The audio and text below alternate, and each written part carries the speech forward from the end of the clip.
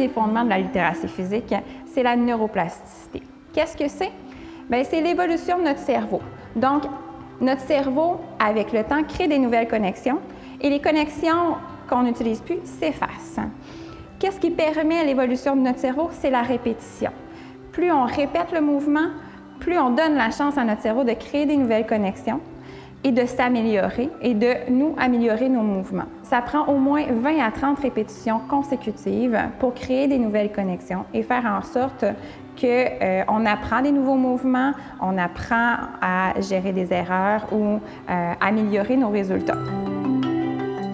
Il faut laisser du temps aux participants de répéter les mouvements. Si on ne leur permet pas, ça ne crée pas des nouvelles connexions, ça ne crée pas des apprentissages.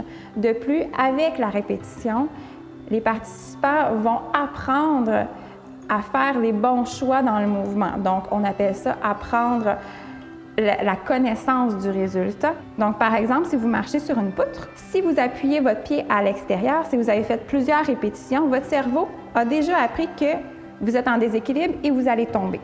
Donc, c'est l'apprentissage, la connaissance du résultat. Puis, pour ça, bien, ça prend de la répétition, du temps.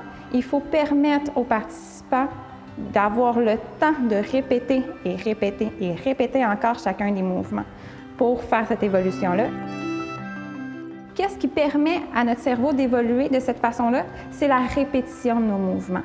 Donc, de faire le mouvement au moins 20 à 30 fois de façon consécutive permet de créer des nouvelles connexions et d'améliorer nos mouvements ou d'apprendre des nouveaux mouvements. Un élément que la répétition permet, c'est d'apprendre à s'auto-évaluer. Donc, apprendre à corriger nous-mêmes nos mouvements, à savoir si notre mouvement est bien exécuté ou non.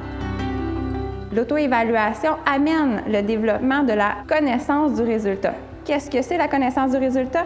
C'est la capacité qu'on a d'anticiper la conséquence d'un mouvement qu'on est en train de faire. Par exemple, si on marche sur une poutre et que, lors d'une enjambée, on appuie l'extérieur de notre pied à l'extérieur de la poutre, notre cerveau va être en mesure d'analyser que si on garde notre pied là, on va chuter. Donc, on va être en mesure, avec la répétition, d'anticiper et de corriger ce mouvement-là pour être capable de continuer. En résumé, la répétition est importante pour permettre à notre cerveau de créer des nouvelles connexions, de faire des essais et des erreurs, donc de développer notre compétence, notre connaissance du résultat.